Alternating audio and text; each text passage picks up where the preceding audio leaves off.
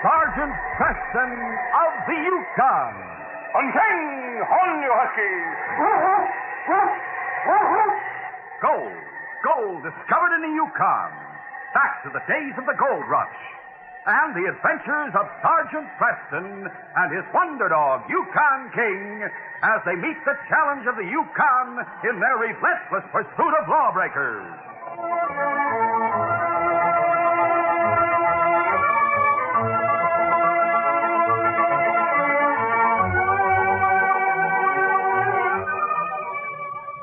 In a cabin on an abandoned claim on Wolf Creek, Tony Logan, a hard, tough crook, sat reading the White Horse Daily News while his three companions passed the time in a game of cards.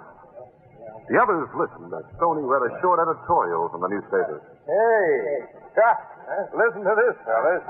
What's it say this time, Tony? Read it out loud. All right, listen. Tony Logan and his crooked companions have terrorized this community far too long. They committed several more crimes in the past 3 weeks, some of them in broad daylight. How much longer are the police going to allow this ruthless killer and his gang to flout the law and prey upon the hard-working members of this community? You see, we're getting famous. Yeah, the editor must sit awake nights trying to think of what else to say about it. Hey, here's an interesting item. The Nugget Cafe has done a landslide business the last few days since the boat from Dawson arrived. Is that another tip-off of us, Tony? Yeah, I reckon it is. That editor'd have a fit if he knew how much his news items helped us in our business. Huh, boys? All right. We'll hit the cafe tonight about midnight, after they've taken in plenty more cash and gold. Now, we'll separate as usual. Cover our tracks, and meet back here with the loot. We'll give that editor some more to put in his paper tomorrow. That night, at midnight, the Nugget Cafe was crowded. Suddenly, the door opened and a warning shot rang out. It's a holdup. Any more bullets we fire won't be wasted. Hey, it's Tony Logan and his men. Watch out, they're killers. Now, reach, Tony. Line up over there against the wall. Don't let them get away with this. You asked for this, mister. Now, that shows we mean business. All right, fellas, get the cash and gold. And make it fast. Even stronger editorials appeared in the White Horse newspaper, and the telegraph wires carried the news to Northwest Mounted Police Headquarters in Dawson. It was a couple of days later when Sergeant Preston entered the office of the inspector at Police Headquarters. Sent for me, Inspector? Yes, Sergeant. Sit down. Thank you, sir.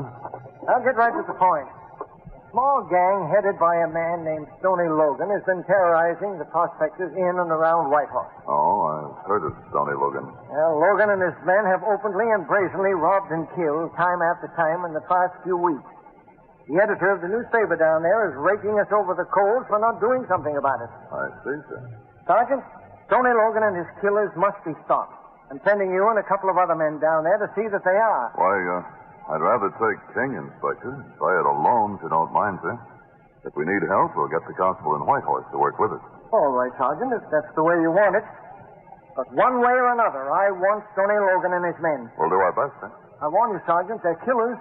They'll not hesitate to shoot a member of the force any more than they would anyone else. I'll remember that, sir. King and I'll leave for Whitehorse at once. Well, goodbye and good luck, Sergeant. Something tells me you're going to need it. But remember, I expect you to get Tony Logan. Sergeant Preston left Dawson within the hour, and traveling along the ice-covered Yukon River, he and King made record time in their run south to Whitehorse. When he arrived at Whitehorse, the sergeant reported his arrival to the constable. And then, taking King with him, he went to the office of the town's small but growing newspaper, the Whitehorse Daily News, and talked to the editor. Sergeant, I can't understand why the Northwest Mounted Police have sent only one man down here to try to capture that bunch of killers. In some cases, one man can accomplish more than several. Well, I must admit I've heard a lot about you and this dog of yours, Sergeant. But I'm afraid you've taken on more than you can handle if you think you and King will get Tony Logan and his men. Maybe so. We'll do our best. Well, here are the news clippings you asked for. These will give you all the information about the crimes committed by those cutthroats. Oh, thanks.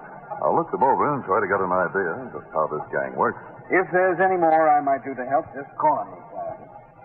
It'll be a big day around here, and I'll take back all I wrote about the Mounties if Stoney Logan and his men are finally caught. Thanks. Maybe there'll be something more I'll ask of you later. Come along, King. Later, in the constable's office, Sergeant Preston and the constable checked over the new clippings carefully. Sergeant Preston also read over some old copies of the paper the constable had kept. Finally, Sergeant Preston remarked, Constable, I've thoroughly checked these clippings on Stoney Logan. I also read other items in the papers you have here. I've noticed something that may help break this case. What is it, Sergeant? Well, for instance, look here. This news item says the Nugget Cafe has done a landslide business the last few days since the boat from Dawson arrived. The issue is dated November the 10th. Say, it was around midnight on that date that Logan and his men held up the cafe. That's right. Here's an item in another issue. This one tells about a prospector making a strike at Claim 40 on Elk Run. A fellow named Lewis. According to Dateline on one of the clippings, Lewis was robbed by Logan a day after that item appeared. All these crimes follow the same pattern. Just what does that mean to you, Sergeant? Well, I'd say Stoney Logan watches the newspapers for items like that, and then he and his men move in. Hey, that could be it. I wondered how they always seem to hit where they were sure to get cash or gold. Of course, it's possible Stoney may have a spy around town to tip him off on prospects. Yes, that is possible. Believe me, Sergeant, I've tried every way to track them down, but I've had no success. That's why I sent to headquarters for help. They're smart enough to separate after a crime. And to travel well-beaten trails so they can't be followed. That's where King will come in handy. Right, boy? What do you mean? Once King gets the scent of Logan or one of his companions, the rest will be fairly easy. You see, King can follow their trail by scent. Maybe so. But unless you knew ahead of time where they'd strike, had King there to pick up their scent, it doesn't seem possible. Wait a minute. That gives me an idea, Constable. Perhaps we could fix this so that Stoney Logan and his men will strike at a certain place we do know about in advance. How could you fix anything like that? Through the newspaper? The editor offered to cooperate in any way I asked. I'll go over to his office right now and see if I can arrange things. See you later, Constable. Tell you all about it. Come on, King. The next afternoon, Stoney Logan and two of his men looked up as the other member of the gang entered the hideout cabin. Hi, Joe. Got any news in town? Yeah. I got news, Tony, but it isn't too good. What do you mean it isn't good? Ever hear of Sergeant Preston and the Mounties and his big dog? Sure, who hasn't? Last time I heard, Preston was in Dawson. Well, he isn't in Dawson now. He's riding Whitehorse, and he's got his dog with him. Hey, he must have come here to hunt for us. That's what I think. That isn't good, Stoney. I've heard a lot about that Mountie and his dog. Yeah, so have I. Well, maybe it's about time we got away from here and head for the border, Stoney. Ah, don't be local, Lou. You and Buck have been listening to the tall yarns they tell about that Mountie and his dog. The old sourdoughs up here in the Yukon tell those crazy stories to pass away the time. Stoney, we're really smart. We'll lay low while that Mountie and his dog are in Whitehorse. We better not pull any more holdups while they're around. I'll dry up, you two. Trouble with both of you is that you want your share of everything, but you don't want to take any risks. I'm not going to let Preston or any other Mountie scare me off or run me out of here. Too much cash and gold around just for the taking. Bring the new issue of the newspaper, Joe. Yeah, here it is. Yeah, look at that headline. Dewey takes Manila. Well, we'll let him take Manila while we stay here and take Whitehorse, huh? You get the glory, we get the gold. At least he doesn't have every Mountie in the Yukon breathing down his neck. Stop going yell on it. What's got into you anyway? Hey, here's something. What? Listen to this. Chaco makes rich strike on Caribou Creek. The luck of a newcomer, huh? Yeah, listen. Robert Merrill, who staked a claim on Caribou Creek only a month ago, reports making a strike yesterday and expects to bring in plenty of raw gold by the end of the week. Merrill has claim number 22. That's what I call real luck. Yeah, but it's going to be our luck. You mean you're thinking of going after some of that tenderfoot's gold with that Mountie Preston still in town? Sure, why not? Claim 22 on Caribou Creek is about 10 miles from Whitehorse. We won't even have to go through town. We just take a cross trail from here. Well, I think it's risky. But if you say... I do say so. We'll go after Merrill's gold on Saturday. That's the day he'll start to town with his weekly take. And we'll get it. In spite of Sergeant Preston and that big dog in here.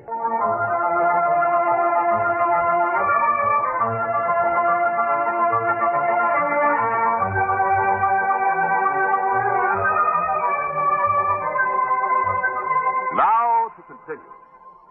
The The following day, Sergeant Preston, with King leading a dog team, moved along the well-beaten trail up Caribou Creek, accompanied by the constable. Well, we'll soon be at Claim 22, Sergeant. What sort of fellow is Bob Merrill, Constable? He's a fine old sourdough I knew in Selkirk before I took this district. He really did stake that claim on Caribou Creek a month ago. His claim north of here gave out. I see. He's liable to be insulted if he reads that item saying he's at Chichaco. He'd be more surprised to learn he'd made a strike. We'll explain when we see him that the items have come on for Logan. You sure he'll cooperate with us? Oh, of course. No one around here knows Merrill. He did have one friend who came here with him and staked a claim elsewhere.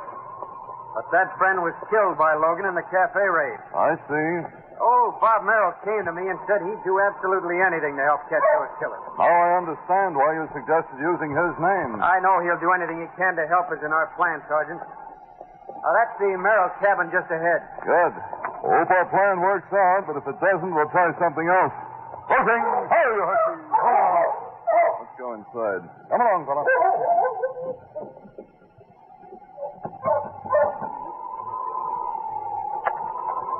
Well, hi there, Constable. Oh, I see you brought another Mountie along with you. Come on in out of the cold. Thanks. Bob, this is Sergeant Preston. Glad to meet you, Bob. Same here, Sergeant. Oh, mighty fine dog you have there. How are you, fella? That's King, my best friend. Nothing finer than a good dog, eh? Then, what brings you out this way, Constable? Well, I'll ask Sergeant Preston to explain, Bob. We want you to help us catch Stoney Logan and his men. Tony Logan, did you say? Why, that dirty low-down polecat. He and those yellow crooks of his shot down my best friend only a short time ago at the cafe. What do you want me to do? Well, Bob, we took the liberty of putting an item in the White Horse Daily News stating that at Chichaco, Robert Merrill had made a gold strike here at Claim 22. What? Gold in this dumpy claim? I don't get it. And what's more, I'm no Chichaco, Sergeant. I've been working claims in Yukon now under 40-odd We know, Bob, we know. But it's more usual for the newspaper to make a front-page spread about a Chichaco making the gold strike. Sergeant Preston wanted to make sure Logan and his men saw that item. Oh, sure. That's all right with me, eh? The way we've planned it, Bob, is for the constable to go back to White Horse while King and I stay here with you. Well, I'm glad to have you. But what do you expect to happen? Stoney Logan might read that item. And if he does, come here with his men to rob you of this gold. If they do come, that will be the end of Stoney Logan's gang. I'll go back to town now, so I'll not be missed, Sergeant. But I'll come back here after dark without fail. Good. I'll be looking for you. See you then. Right. So long for a while. Bye-bye, Constable. Leaving Sergeant Preston and King at Bob Merrill's cabin to wait for Stoney Logan and his men, the constable left for White Horse after promising to return that night. It was late afternoon when he entered the cafe in town to pick up what news he could.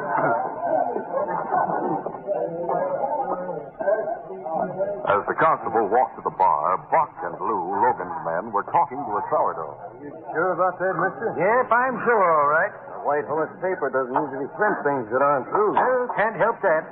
Bob Merrill's no more of a Chichaco than I am. We worked a claim together nigh on to a year and a half ago near Selkirk. And a month ago, Bob staked a claim on Caribou Creek. I just got here to White Horse yesterday and got a surprise when I read that writing about Bob in the papers. And you don't believe he really made a strike, is that it? Nope, I don't. No sourdough like Bob Merrill is going to tell any newspaper he made a strike before he got his take into town and staked out more land. He'd know that if word got out like that, there'd maybe be a stampede that'd snow him under. All the land around Claim 22 has already been staked, so there won't be any stampede up there. Oh, hello, Constable. I guess you ought to know about that. Seems like I saw you heading up the Caribou Creek Trail this morning with another Mountie. We had business up that way. Yeah, sure was a fine dog you had along with you. About the finest and biggest I've seen in the Yukon. The only man I know has a dog like that is Sergeant Preston. So it must have been him with you. Maybe it was. We got to be going. See you later, mister. Come on, Lou. Yeah, can you imagine that Bob Merrill put it in the paper about him? What do you make of it, Mike? Something fishy about the whole thing. That sourdough said he saw Preston and the dog going up the Caribou Creek Trail this morning with a constable. I saw the constable come into town a little while ago. Alone. Well, figure Preston is still up there. Maybe at Merrill's place. That stuff in the paper might have been a plant to get Stoney and us up there. Hey, that's right. Well, what are we stopping for? Constable seemed a little upset when he heard that sourdough talking. Yeah. We'll keep out of sight and watch for him to come out of the cafe. We'll follow him, see what he does. There'll be time enough later to tell Stoney what we heard.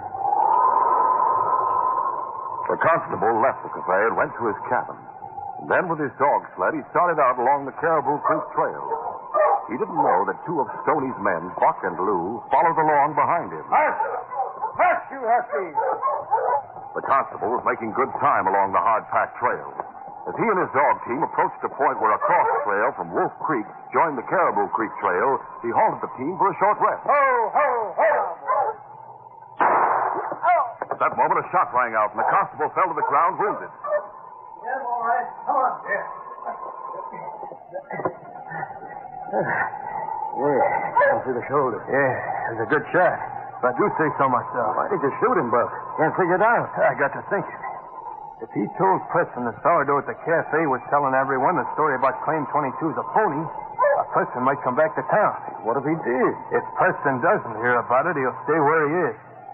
It'll give Stoney and us a chance to pull a job in Whitehorse, especially with both him and the constable out of the way. Come on, put the constable on his sled and take him to our cabin. Hey, help me lift him. Yeah, sure. All right, let's get going. March, you huskies! March there!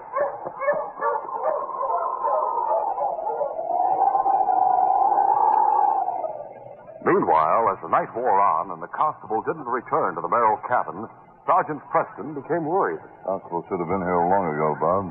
Midnight. Yeah, I reckon he'll be along soon. He said he'd be back early. I think I'll take King and go partway down the trail to meet him. I'll leave the team here. Which as you say, Sergeant. I'll feel better anyway, getting some fresh air. How about it, King? All right, boy. We'll leave right now and go meet the constable.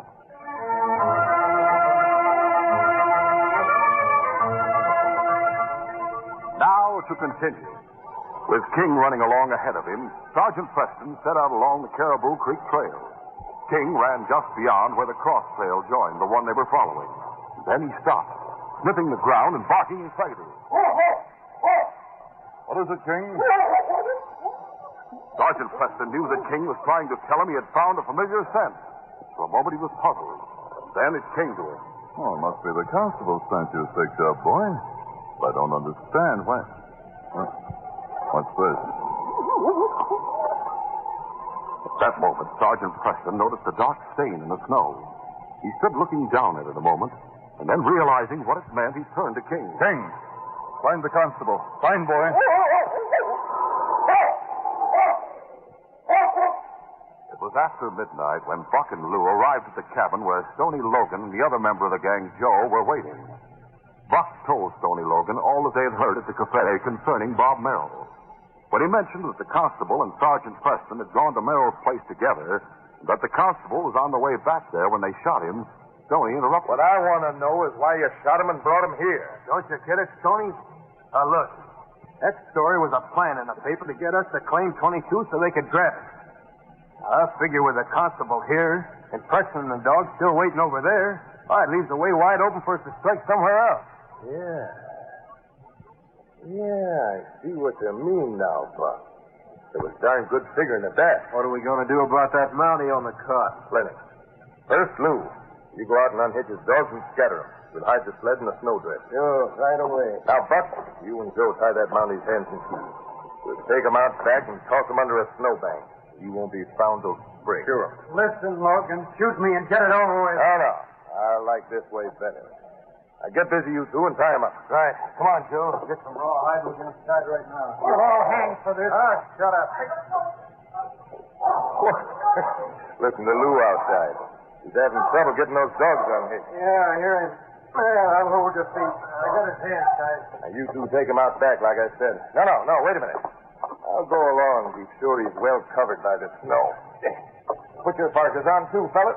We'll be going into town soon. This business is finished. All right. Wonder what's keeping Lou outside.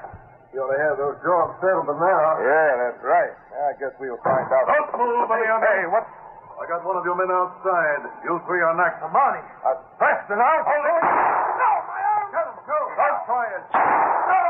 The other cook, Joe, in a lightning-like move, sprang beside the bunk on which the constable lay. Holding a gun at the constable's head, he spoke. Drop your gun, Preston, or I'll plug the constable. That's it, Joe. For a moment, Preston hesitated. He knew the cook would kill the constable if he didn't drop his gun. He glanced around quickly at the two wounded men, Stoney and Buck, who had both dropped their guns. Preston also caught a glimpse of something else in that quick look.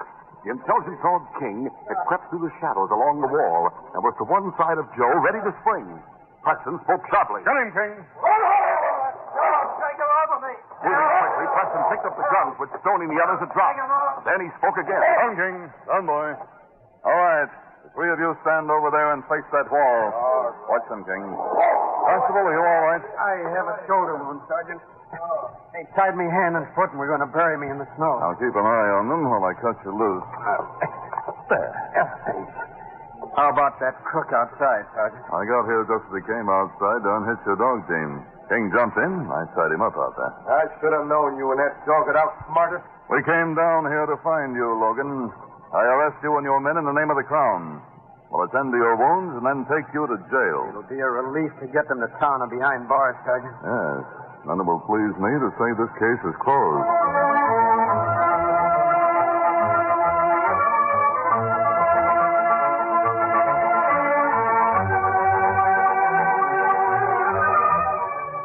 And now, here is Sergeant Preston. Sergeant Preston reporting for duty, Inspector. Sergeant, a 10-year-old boy named Joey Clayton has inherited the Half Moon Gold Mine. One of the richest mines in this area. Has a guardian been appointed to the boy? A man has come forward who says that he's Joey's lost father, Bert Clayton. I want you to investigate Clayton. Yes, sir. Make sure that he's honest. If Joey's father, he'll have control of the mine. If he's dishonest, he could steal a fortune from the boy. Very well, sir. I'll get busy right away. Come on, sir. Is the man who claims to be Bert Clayton really Joey's father? Or is he masquerading under a false identity to gain control of the Half Moon Mine?